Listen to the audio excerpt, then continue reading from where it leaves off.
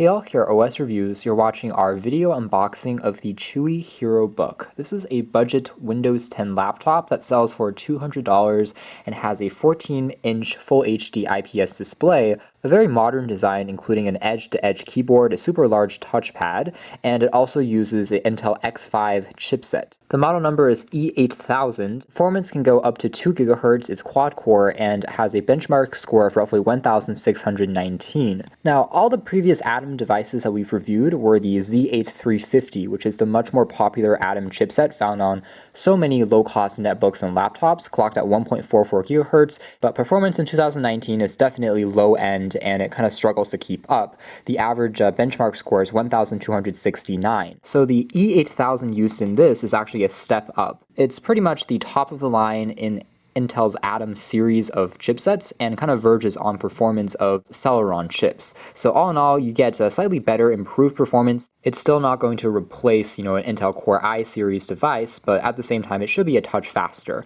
Aside from 4 gigs of built-in RAM, we also have 64 gigs of built-in storage. Comes with the Home Edition of Windows 10, and the battery life is rated to last up to 9 hours on a full charge.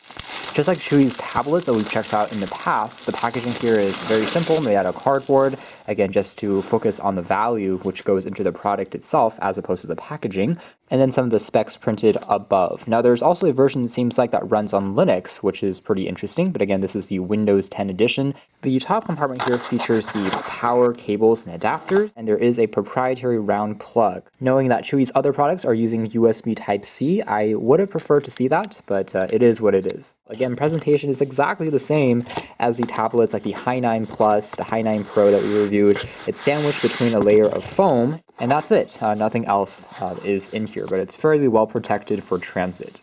Before we dive into the design, I want to point out that Chuwi do have a series of laptops that are currently available, so this isn't the only option. In fact, the HeroBook is the cheapest model that you can pick up at $200. They have other versions, the Lapbook SE, which has a slightly faster processor, other models like the Lapbook Pro, Lapbook Plus, and the flagship HeroBook, which have a more premium construction and faster internals. But the most interesting thing is they all have a very similar design language. So despite the fact that this model here is the cheapest and it is made out of plastic as opposed to aluminum, the nice thing is we do still have that really large touchpad which measures over 5.2 inches diagonally and that really spacious keyboard. So the nice thing is just looking from the laptop from afar, you really can't tell that it's a cheaper device at all.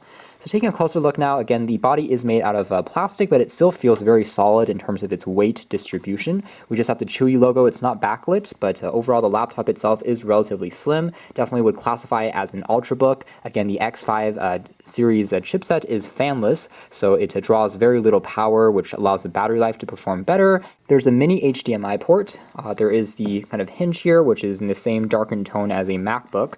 And on the other side, we have a second USB, what looks like 2.0 port, standard 3.5mm headphone jack, and micro SD card reader. That means in total there are 2 USB ports on this laptop, and pretty much the USB port is the entire thickness of the device, so very slim. Now on the back here we have the soft touch rubber feet that prevents the unit from sliding around on a desk, and there's also a little compartment that you can access this a M2 SATA, which is the SSD. So say you want to improve the built-in memory, again that acts as a replacement for the hard drive. You can also upgrade it yourself. And here's a Chromebook. This is a Asus Chromebook that has a 11-inch display, so you can tell that the, again, size difference there. Opening it up, by the way, the lid can actually be opened using just one hand, so the weight distribution here is actually done really surprisingly well for a plastic laptop. It doesn't actually flop open and feels as premium as really the MacBook for opening and closing, which is very impressive. Here's a 5-inch phone for size comparison, and you can tell that the touchpad is actually even larger in many regards. So this thing is huge. Unlike, say, the Apple touchpad, however, you can't press down anywhere. It's most easy to press down towards the bottom, where there are basically 2 invisible areas for left and right click, and it feels pretty tactile and responsive. Again, the palm rest area is still made out of plastic, but again, we do have a very spacious keyboard, extremely large, just because it takes full advantage of the width of the computer with these almost bezel-less construction, very similar to the latest generation of MacBooks in terms of its, again, design language. Seems to be there's a bit of power. Let's try turning it on for the first time and let it boot up. Now again, the keyboard itself is not backlit, which is to be expected at this really low cost, not a huge deal, but Chuwi's more expensive models, like the HeroBook, for example, do have a backlit keyboard. So if you want to pay a bit of an extra, you can find that feature on some of their models. Bezel size on the left and the right sides are respectable, fairly slim, but the bezel size on the very top is actually a little bit thicker than, say, on a Dell XPS or a more expensive laptop. Screen itself also is matte, which means that even if you have some light hitting across it, it doesn't glare too much, which means that visibility is pretty good. And again, it's not a touchscreen panel, but viewing angles themselves are also pretty decent. It is an IPS display. The surprising thing is, setup at least is very snappy and responsive. Haven't encountered any hiccups. Everything is actually doing a really smooth job here. And we are done. That actually took not too much time at all. It does require a restart, though, it looks like, to finish setup completely. But if we close that for now, there is the Edge browser here pre-installed, and we are just greeted to the very traditional looking dashboard. We actually do have a pretty full charge just taking it out of the box, around 80% without charging it. The display here right now is at 100% brightness though. Indeed, we do have Bluetooth on board as well, so you can connect to wireless headphones, for example.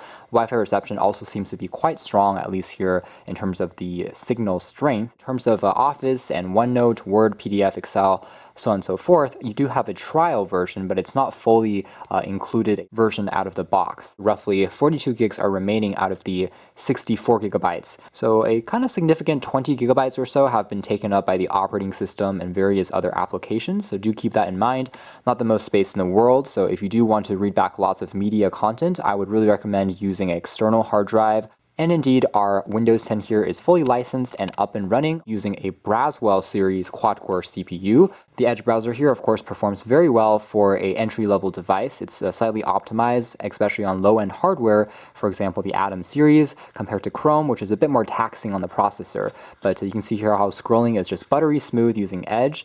Not my favorite browser, but again, for a low-end, energy-efficient device, it is a compromise that might be worth taking. Pinch to zoom is also super smooth and buttery, so everything just seems on paper to work really well here on first impressions.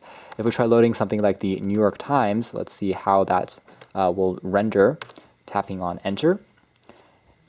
And we are, of course, using Bing as the search engine through Edge, but we could easily change that to Google if we want to do that later. And again, loading speeds are actually very good. So this is a very complex site, lots of videos, lots of ads, but everything is rendering along here. So that's more or less it as far as our hands-on unboxing and first impressions. Very quick look at the Chuwi HeroBook. Again, this is their budget laptop at 14 inches for only $200 and one of the top-of-the-line Intel Atom series chipsets with 4 gigs of RAM and 64 gigs of built-in storage. It is still a low-end laptop at the end of the day, but for the price, you do get some slightly added value compared to the competition. Other laptops for $200 use a slightly slower Intel Atom chip, which are from the Cherry Trail or Bay Trail architecture. Furthermore, the touchpad size and the keyboard size have all been optimized and are definitely areas where Chuwi tried to customize the design, and it's a little bit different from other models I've seen before where the overall language was still using slightly older MacBooks as far as its overall shell. Using it for Office Suite editing as well as a complex web browsing, it actually might be a better choice than you'd even expect. We'll have to do a lot more testing to find out, but be sure to stay tuned for our full review coming out soon. But for now, that's been our video. Thanks for watching here at OS Reviews. Overall, pretty good first impressions. This has been the Chuwi HeroBook 14-inch budget $200 laptop.